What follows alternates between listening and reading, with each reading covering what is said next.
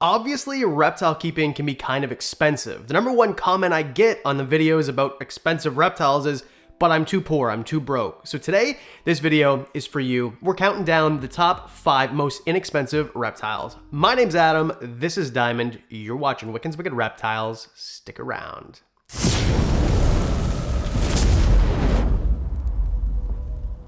Just to be clear, when I say for poor people, I don't mean for poor people. That's how you get clicks on YouTube. This is a game and that's how it's played. What this video is actually about is if you want an animal that maybe you don't want to spend a large percentage of your earnings on an animal every year, that's what this is about. So not only cheap to buy, but something people overlook is cheap to keep. That's the most important thing. Because you can buy a $2,000 lizard like a Fiji banded iguana, but it's not that expensive to keep them. So today we're going to talk about things that don't cost as much as a Fiji banded iguana and things like, say, a Savannah monitor that are really cheap to buy but really expensive to keep. So we want to keep everything super, super cheap. Number 5, something you would not expect on this list, Asian vine snakes. Now, I love arboreal colubrids. I think they're cool, but I don't actually keep any of them myself. And I don't have a good reason why I don't. And I bet you don't either, unless maybe you just don't know about them. Now, Asian vine snakes are one of the coolest looking snakes. It's in fact a meme. Skeptical snake eyes? That's this snake.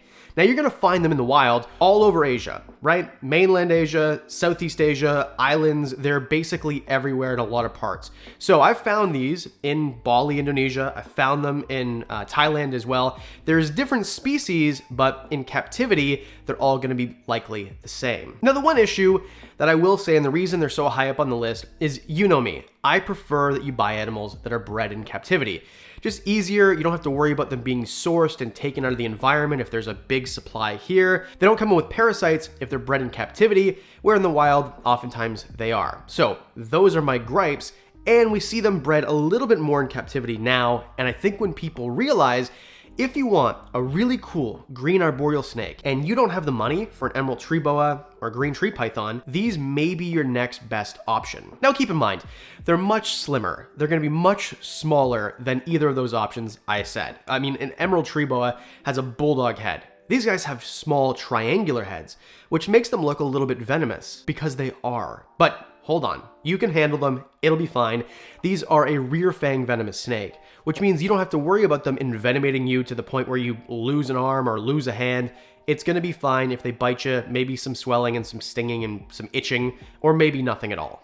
No matter how you slice it, really, really cool snake that you're gonna keep in a enclosure that is a little bit taller than it is wide because they are arboreal. You know, a 20-gallon vertical enclosure would be totally fine. You can get them switched on to rodents really easily. And then if you're feeding them mice, it's gonna cost you about $2 a week to keep them. So no UVB, spray them down, give them a water bowl, give them some real plants or fake plants, whatever. Get a enclosure off Craigslist for $50. Wham bam, Bob's your uncle, Fran's your aunt. You got yourself a cheap pet snake, and one that your friends probably don't have. So really, maybe your friends should have an Asian vine snake. And you know what else they should have? A flavored air device by today's sponsor, Fume. Not every bad habit has to go away completely. Just take the bad out of the habit. And that's what Fume is for. Okay, no chemicals, no charging, no smoke, no vapor. Nothing but great taste and the satisfaction. Of course, also, you know what's satisfying?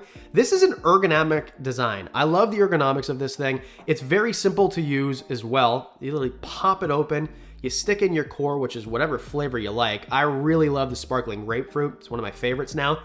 Put it back together. Even that snap, chef's kiss. And then on the bottom, you can adjust the airflow.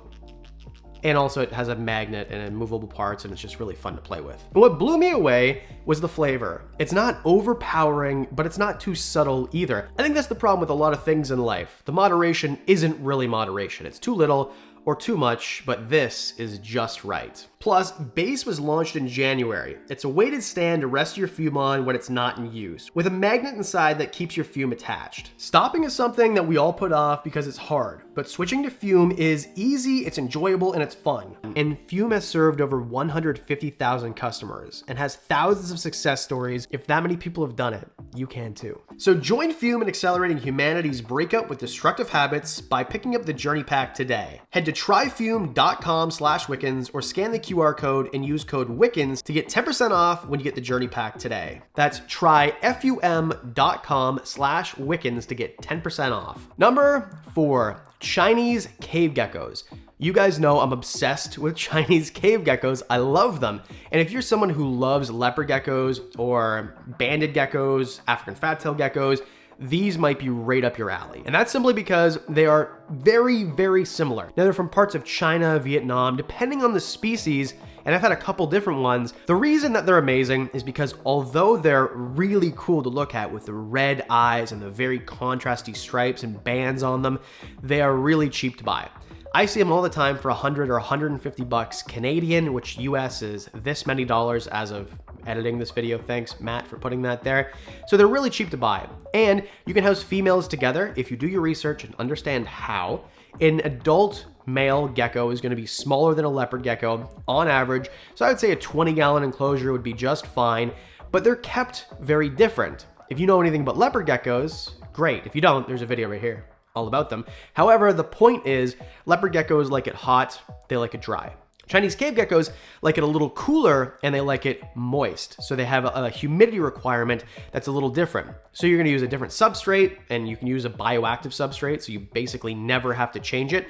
Put the substrate in once, which will cost you, I don't know, 10 bucks maybe. Put in some isopods and some springtails, again, 10 bucks maybe. And as long as you have the environment set up correctly, those things will breed, and then you can make your money back by selling them if you want, but that's a whole other video. Some sticks that you find literally outside and just brush them off. There's a video right here about how I do that. Some rocks, some logs, things for them to hide under. They don't need UVB because they are a nocturnal species, truly nocturnal, although some would say crepuscular.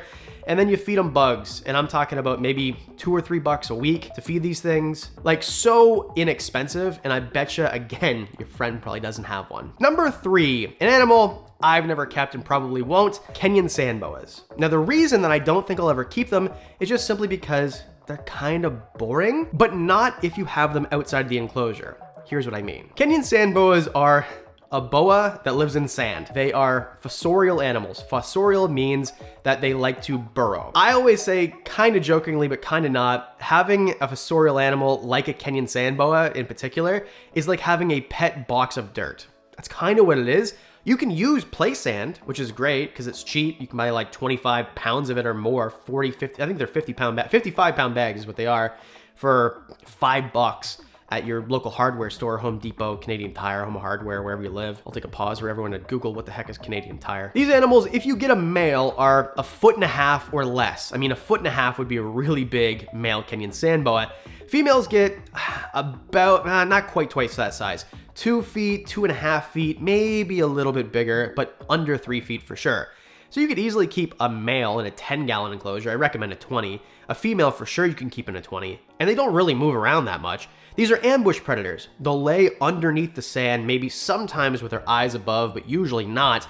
And then when they smell food come by, whack. And the way that they whack the food, the way that they strike is sometimes sideways, sometimes up. It's wild. They have really cool striking. And there's a bunch of morphs, and they're inexpensive. I mean, I can't think of exactly the price of a normal, but we'll put up on Morph Market here which ones are available. I'm thinking under $100. I see them at expos all the time, and that's in Canadian, by the way. They don't need UVB. They don't really need a heat bulb that's gonna expire. You can use under tank heating as long as the room is light enough. They have a photocycle. I mean, I couldn't think of many snakes cheaper than a Kenyan Sandboa. That's unless we're talking about number 2, corn snakes. Okay, I'm kind of cheating here because corn snakes are definitely more expensive than Kenyan Sandboas, and that's just because they need a little bigger enclosure. Males are gonna be 3 feet plus. Females can get up to 5 and in extreme cases 6. But I mean, this is an animal that's gonna need a little bit larger of an enclosure. But again, you can buy a used enclosure, 75 gallons you can get away with. I prefer 120 gallons, something that's 4 foot by 2 foot, even if it's not 2 feet tall. Although they will use the climbing space if they are given the opportunity. Now, this is an animal that is a colubrid from North America on the East Coast. And so it's something that a lot of people who are watching this video know a lot about, being that the audience is mostly in the US. And even if you're from Europe, you have very similar colubrids over there. Same thing with Australia. So it's not a foreign concept and it's easy to acclimate. Again, they don't need special lighting. I mean, as long as you have a heat source and there's a photocycle, you're fine, you're good to go. In terms of substrate, you can use a naturalistic substrate that costs you $5 or $6, make it bioactive, get some sticks from outside, an overturned log. Again, these things are so inexpensive to set up, to buy, to keep. And I know people say, well, where do you get the $10 corn? I say all the time, you can get corn sticks for $10. Go to an expo, people will give away normal males basically for free. People, even before I had a YouTube channel and people gave me stuff, oh, I just want to see it on the channel. People just give me things because I was the snake guy in my area. Just because they don't even know my name. I see you at the reptile store all the time. Do you want a free snake? That's happened to me more than once, and it's almost always a normal corn snake or like a tessera, something that's really not that expensive, or a normal ball python, which won't make the list. So that means number one is obvious, right? Number one is a bearded dragon. I'm kidding. It's not a bearded dragon. They don't fit this list at all. They need UVB and very hot basking spots, and it's a whole very diet, the whole thing. So what I'm talking about is a crested gecko. In terms of lizards, I say all the time, parents come up to me at reptile expos, hey, this is little Johnny and he wants his first reptile, you know, and I didn't really want one, but he really does. And is there one that's really easy that if he gets bored of, which does happen, I'll admit for sure, that I can just take care of, or is easy to, listen, I'm telling you, crested geckos might be the easiest thing on the whole planet to take care of in terms of a pet. There's sea monkeys, and one step above is crested geckos, and they're about the same price to keep. Okay, I'm exaggerating, but let's just break this down. If you get a crested gecko, get something that's equivalent to a 20-gallon tall enclosure, right? So something that's like 2 feet tall, 18 inches wide, something like that, because these animals are arboreal.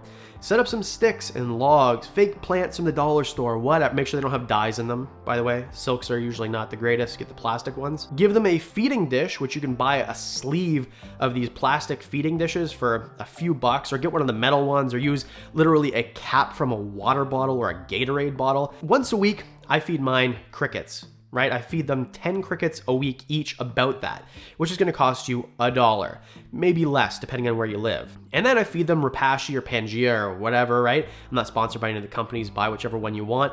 And that is maybe a couple of cents every feeding, because if you buy them in a big jar, you pour it into the cap, you use water, and then you mix it all up. That's kind of how you take care of them. You spray them once a day. You probably have a spray bottle already. If not, buy one from the dollar store for $1.50. And then the water is essentially free. So these are maybe the cheapest animal ever. And in terms of ease of care, if I haven't sold you already, they're easy to handle. I mean, don't grab them by the tail, and their tail likely won't fall off. If it does, they don't grow back.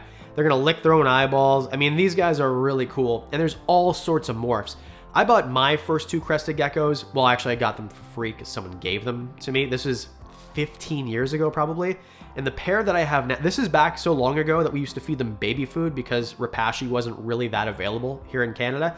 Anyway, the pair that I have now, I bought in 2015, I think. Super easy, never had to take them to a vet, no nothing. And in total from 2015, if I spent $100 on these 2 geckos, I mean, that's probably over exaggeration. And then in terms of purchase price, they were $30 each as babies. So I spent $60, the enclosure and stuff, maybe $60, $120 over the course of 10 years, or almost 10 years, 8 years, another say $100. So for $200 for 10 years, I mean, what kind of pet can you do that with? Thanks for watching. Please do hit like and subscribe. And while you're down there, let me know in the comment section, what do you think the cheapest reptiles to keep are?